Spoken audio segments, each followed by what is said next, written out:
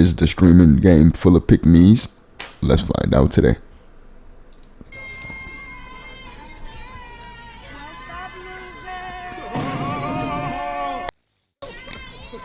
Look, when India heard I was coming on the show, she did hit me up. And she said something along the lines of make sure you put these in check and let them know what's going on. Pretty much she was saying, Ben, don't play with me and don't have these holes on my... Pretty much what she said. They supposed to be competing to get the love of Daryl. That's what the whole point of this is. And then you come in bullying. Y'all never gonna be able to pop it on me when it comes to Moo. Y'all never gonna be able to disrespect Moo in front of me, male or female. I don't give a. I don't play when it comes to that man. I don't, and I don't care, and I don't need to apologize or explain that any more than I already have. You know what my motto is? That turns 18 every day, okay? So you need to be on your. And I'm not finna be the that used to be the cool. No, I'm gonna always be the cool. Forever and ever and ever. And y'all gonna know me as being the original cool LA. That's just what it is. At 30 years old. September's here and Q4 started, which means a lot of these different streaming events are going to commence. DDG's Are You My Ball was going to be the first one that popped up onto the mainstream Twitch pages, where DDG hosts a love show where women are contesting to be his ball. And when I say the production level is there, the production level is there. It honestly touches my producer heart to see the amount of money being invested into the content in today's game. I'm seeing full-on production staff behind the scenes. We're having 24/7, 7 days straight type of people behind doors on switchers and different boards and stuff like that. The graphics that are being enabled on screen. I mean, all of that, to be honest with you, is just phenomenal. It's really, really phenomenal. Now, just because you put all this production into a show doesn't mean that it will succeed. A lot of content creators and streamers have talked about dropping in massive amounts of money into content and it not ultimately panning out. And DDG seems to be no different in this regard. Every dollar I made this month plus more is going into that motherfucker. And it's only a week long. If I don't average like 40, 50, I think finale I might touch 100 Diddy or like a 150 piece. Now I did think I would have touched 100,000. But at the same time, I'm like, you know where I think I fucked up at? I think I fucked up with the inconsistency prior to it. Now, while there were probably multiple things that saw DDG's stream not having the success that he probably would have liked it to have, a lot of the community is saying that there is one person and one person only who made this stream and this whole show and this whole endeavor not be what it was supposed to be. That's Auntie India. Now, don't get me wrong, Are You My Ball was a very toxic show from its inception. Women competing over the love of men. We've seen how that's played out historically on shows like Flavor of Love. If you a grown-ass man who wanted to watch that, bro, go get help. Look, I'm not even going to do that to you. Over the age of 25, male, want to watch that? Really, over the age of 30 as a woman and want to watch that? I give you a pass as a woman. Bro, you know this was going to be nothing but drama. I watched Flavor of Love back in the day. Why? Because I was 11. And it was like the first of its kind. Or A Chance at Love, any of those VH1 reality shows. Hell, this one was no different because in the first couple minutes of the show, there was already a squabble and a fight, literally as they were announcing each other. People gotta go home. Got to go home. All of them are going home. I'm staying right here with Hey, that. Joe. You're the first. Hey, Joe. Girl, bye. Come back to reality. Everybody Okay. can go home You're right the first to now. go home. You're going today. Listen. You're going home today. Shut up. You're going home. Nobody. Let me shut up. No. Shut up. Wait, hold on. Wait. No fighting. Bitch, you're weird close to me, you weird ass bitch. How you gonna say no fighting? Why you smiling? He want them to fight so bad. But those situations were seemingly minor in comparison to the India Love problem that the show had. As soon as India Love stepped onto the scene, you could see that it was quite clear that there was something bigger going on between DDG and her. Now, granted, they've been playing into this relationship concept for a couple months now, but having a show where there's supposed to be some sort of pursuit of love for the main person, and then having, you know, his baby bop, his boo bop, his ball, as they would call it, on the show at the same time, honestly, it doesn't lead to good results for the show as a whole. He chose the wrong person for the job. He doing too much. This mixing business with pleasure, but look at that nigga eyes. He don't care, bro. He's still making money. Losers is crazy. It says dog. It says what?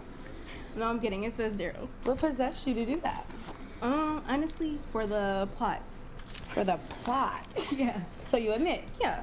You're here for the plot. No, that's that's exactly what you tattoo said. Was for. So you did it for attention? No, not that. It was just why not, you know?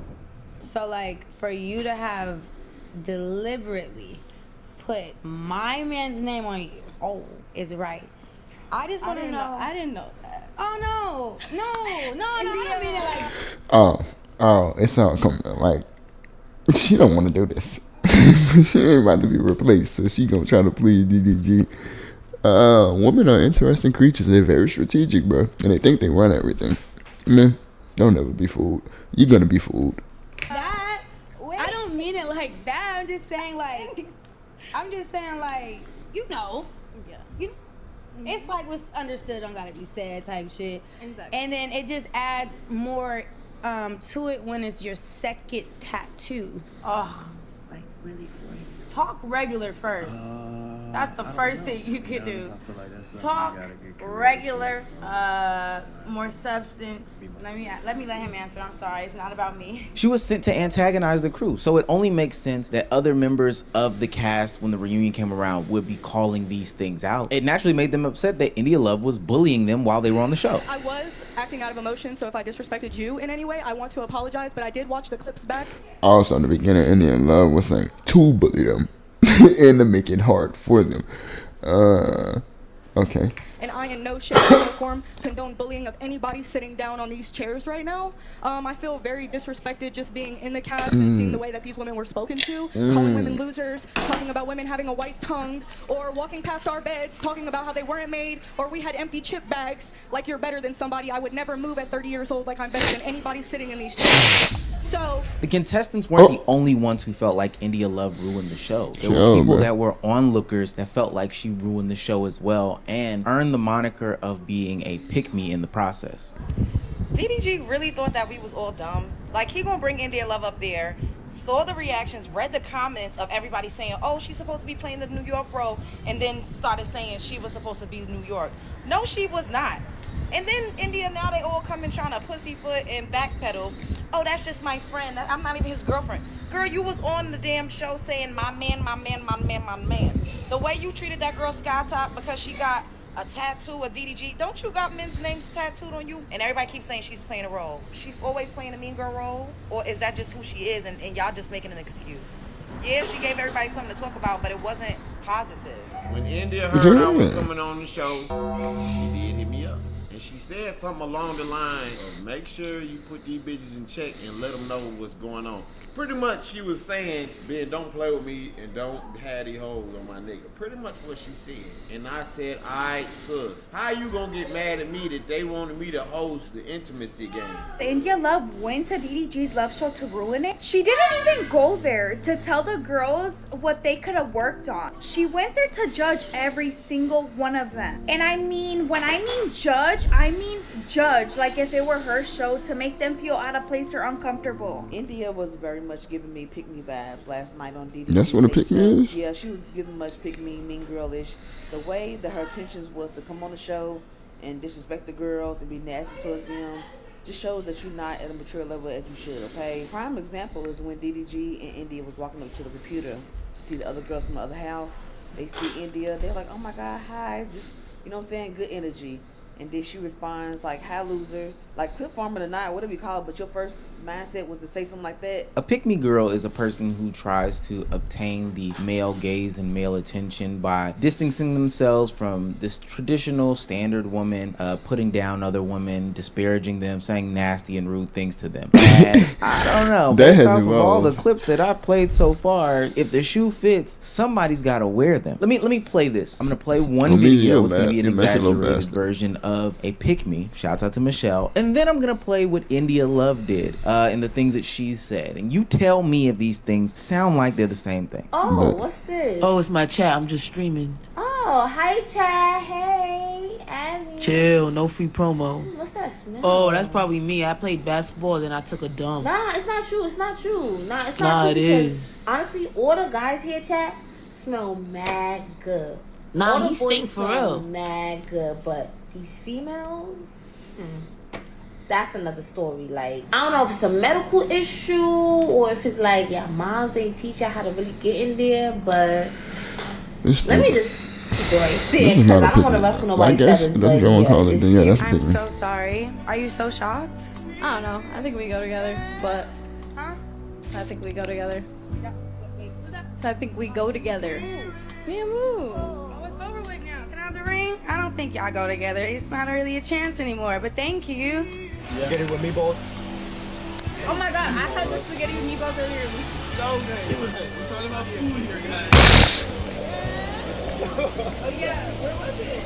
He allowed it. You know that's cringe to a nigga, right? Really? So cringe. You not supposed to ask a nigga, can you wear his chain? The nigga's supposed to be like, baby, put this shit on. You look too good. Oh, God. Take her chain off her neck. She doing too much over here. Take it off. Take it off. Take it off. She getting kind of old. She getting desperate. I mean, is y'all mad at her?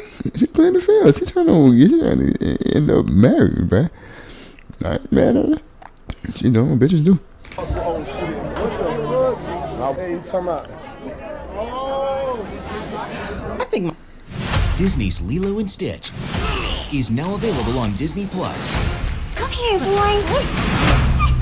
My case should rest right about there. There's this current wave of streamers and women and contests and doing all this other oddball stuff on the internet. I've highlighted it in plenty of videos before where I claim that, you know, these streamer women are the new video vixens that are just jockeying for the male's attention. The difference is that back in the day, video vixens had music to overscore their words. You know, they couldn't say anything. It was just them, their pretty faces, their bodies, or whatever the case may be, out there for display and public consumption. But in 2025, in a world where we're just constantly talking and giving our opinions, these streamer women are tasked with saying the things that come to their mind. And damn near every time they open their mouths, it's either bird-brainedness or pick-me-ness. But the thing about this pick-me-ness that's going around with these streamers and this new content creation game that's going on is that it is truly embarrassing. Like, these are grown women comparing themselves with younger kids. These are people who change their whole lifestyles to be with a dude. It's honestly the most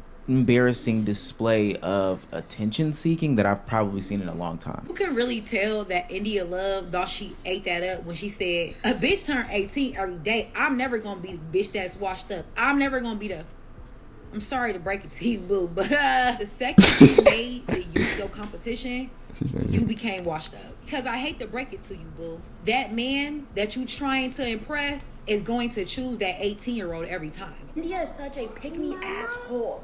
Like, bitch, what do you mean this girl's cringe for asking him to wear his fucking chain?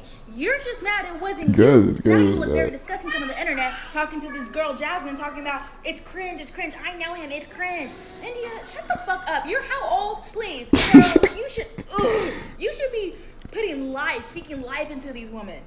But instead you're putting them down. And that's what happens when women are male-centered, okay? This example of a single woman who's male-centered, okay? Truth be told, the outcome of becoming an online pick-me leads you to the path of the one and only, probably the greatest internet example of video vixen pick-me in the 2010s, Brittany Renner. For those of you who haven't been keeping up, Brittany Renner has had probably the most tumultuous last couple of months. I talked about her a minute ago and got honestly chastised in my comment section for saying that she wasn't a real Muslim. I was saying that she adorned the outfit to impress a man, and people were talking about, you know, her faith and her religion and all this other stuff like that. But now if we take the latest snapshot of Brittany Renner, we see her broken up by Kevin Gates, we see her stripped back down to her naked self, showing off her body again, and then we see her crashing out over her baby daddy because he isn't filling up her child's bank account with more money than $11,000 a month. This is what we're not doing. So every time that he does this,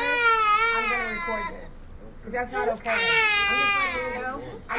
No, the thing is, this is the third time he's done it. This is the third time he's done it. He doesn't want to go with you. And it's up with me. Just know that. It's up. What'd you say? What'd you say? I didn't stutter. I didn't hear you say it again. Suck my dick. If you had one, maybe I would. Pussy ass bitch. Pussy ass. What the fuck you looking at? Get your bitch ass out my driveway, ho. You don't pay for shit. Fuck you. You don't pay for shit either. $170,000 to your hoe, but $11,000 in your son's bank account.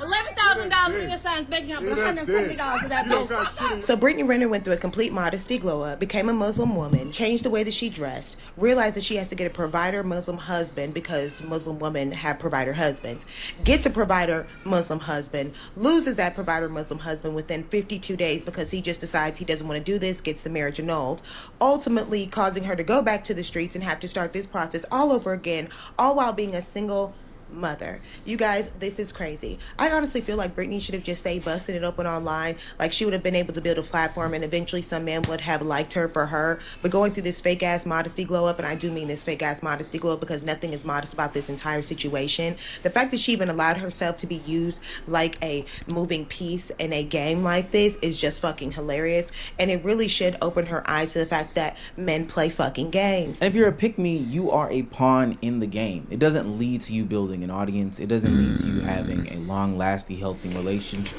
A woman ain't gonna never pass up the opportunity to let you know how bitter she is. It doesn't lead to anything bigger and greater than just being the smash of the week, the lay of the week, the pass around of the week. Are you my ball? If you are my ball, I've got to pass you to my teammates. Like, that's literally how all this works. This should serve as a cautionary tale more than just me giving my commentary on the situation. Do I believe that India Love ruined the show? I don't know. I didn't watch the shit. But based off of all the clips that I have seen of her over the past couple of weeks in this show and, you know, dating back to like Streamer University and stuff like that, pick me vibe. I'm feeling it. And I've seen it before, but I'm seeing it with other young streamers as they get into this game. Specifically the women. They get into this lane, feel like they have to do the flirtatious content, and we all know how that ends up. You end up being discarded to the left and to the right. I'm gonna bring up some of my favorite examples that y'all love to dispute in the comments, but I can only think to look back to the Cooking Wakai's of the world or the Zoe Spencers of the world. I'm going to use you for my diabolical fantasies as a man. This is from their streamer aspect. You're going to play into it being a pick-me and never really establishing your audience, and then when the time comes, I'm going to throw you away for the next bitch that turns 18 years old. I can throw Wendy Ortiz in that as well. And please don't get on the soapbox as to how all these young women had different things going on and etc, etc. As soon as they stopped being around these men, we understood what happened. There's a whole swath of streamers that were women this year that popped up and are just gone now. It's just the strangest thing to me. Now, with that being said, I think that it's not a total loss. You know, you don't have to go down this route of competing with people who just walked across that stage in order to, you know, seek the validation from a man. You can create your own audience.